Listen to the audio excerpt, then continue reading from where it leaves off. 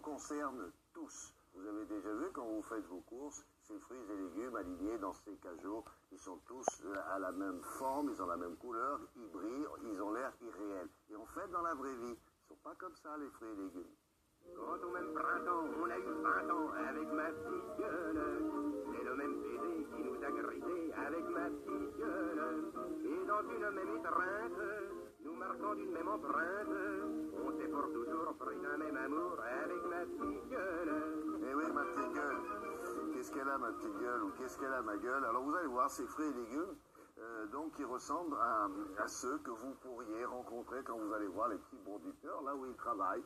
C'est-à-dire la fraise, bah, elle a une tête de fraise, mais enfin elle n'est pas forcément calibrée européenne, avec des petits points verts au bon endroit. C'est exactement ça. Ce sont des fruits tels que la nature les produit. Voilà. On n'a pas tous la même tête, les êtres humains. Bien dans le domaine des fruits et légumes, c'est la même chose.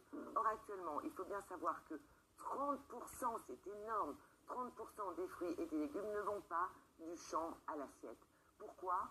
Alors qu'ils sont parfaitement sains, ils sont consommables, mais ils n'y vont pas jusqu'à l'assiette du consommateur. Pourquoi ? Tout simplement parce que la distribution n'en veut pas. Et pourquoi la distribution n'en veut pas ? Parce que le consommateur n'en veut pas. Parce que nous avons été habitués à des fruits calibrés. Or aujourd'hui, ce qui se passe, c'est qu'au lieu de jeter cette production, eh bien, les producteurs se sont réunis en coopérative pour les proposer. Et les distributeurs commencent à adhérer parce que le consommateur est prêt à accepter des fruits et des légumes qui sont effectivement comme dans la vraie vie, tels que la nature les produit. Un abricot peut être plus petit, une pomme peut avoir une couleur légèrement différente de ses sœurs, une cerise peut être siamoise, des doublés légèrement fendillés, une fraise peut avoir une forme biscornue, enfin, la nature produit des fruits comme ça. Donc l'intérêt c'est quoi ? C'est que le producteur s'y retrouve puisqu'il ne jette plus ses 30%.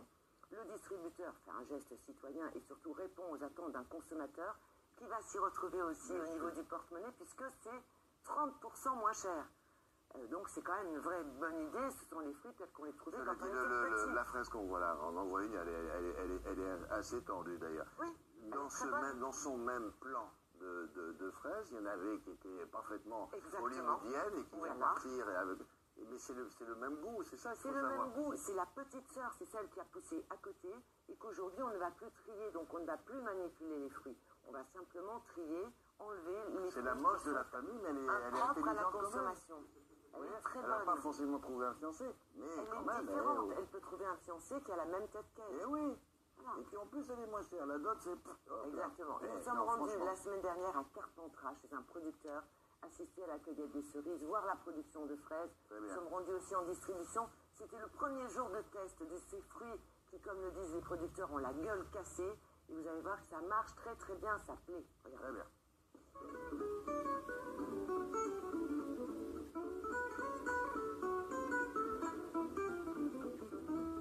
Un cerisier produit entre 50 et 120 kg de cerises par an en fonction de l'année, de la climatologie, s'il y a du gel ou quoi. Traditionnellement, il y a 60% de cerises qui sont d'un même calibre, donc très homogènes.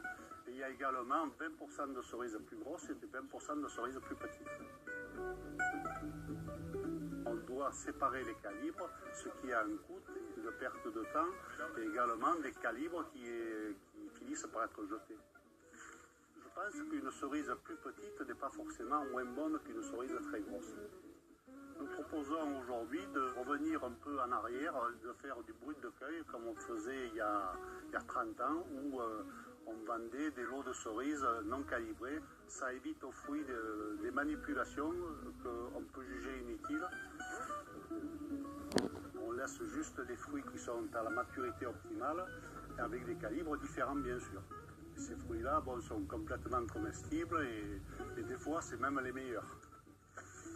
Voilà les deux barquettes, une qui a été moins gâtée par la nature mais qui ont poussé au même endroit que les autres. Et elles vont être vendues 30% moins cher parce qu'elles sont un peu moins jolies. Il faut savoir que ces produits jadis étaient destinés à être jetés. Et aujourd'hui, ça permet de les vendre avec un décrochage de prix aux consommateurs de l'ordre de 20%.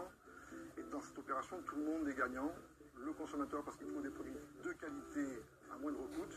Et le producteur puisqu'il arrive à optimiser sa récolte et qu'il ne gaspille plus. C'est une idée très simple et une idée qui a son sens en période de crise. Aujourd'hui, on l'a mis en place et sans avoir communiqué sur le fait que c'était des gueules cassées, c'était des produits qui étaient à défaut d'aspect, ils partent d'eux-mêmes. Mais si en plus on ajoute l'acte de consommateur citoyen qui contribue à éviter le gaspillage, ça fera que décupler les ventes. C'est incroyablement moins cher que les prix de d'habitude. Donc je découvre, ouais, moins joli mais exquis. Je suis complètement d'accord. C'est vrai que c'est pas du tout la fraise comme on voit d'habitude, bien faite, parfaite, mais elle est aussi appétissante et je pense qu'elle est aussi bonne et aussi excellente que les autres. Donc il n'y a aucune raison que j'en prenne pas, bien au contraire. Voilà. C'est bien. Bon, alors celles-là, elles ont quoi? Elles ont la gueule cassée? Alors elles sont mélangées Pas avec trop, d'autres. Non, et quelquefois on ne s'en rend même pas compte. Ben non, Simplement, elles n'ont pas le calibre, elles ne correspondent pas au canon hollywoodien du fruit et légumes. Ça va faire parler, c'est un vrai changement dans nos modes de consommation. Ce sont les fruits tels qu'on les connaissait quand on était petit, ça va vraiment faire parler.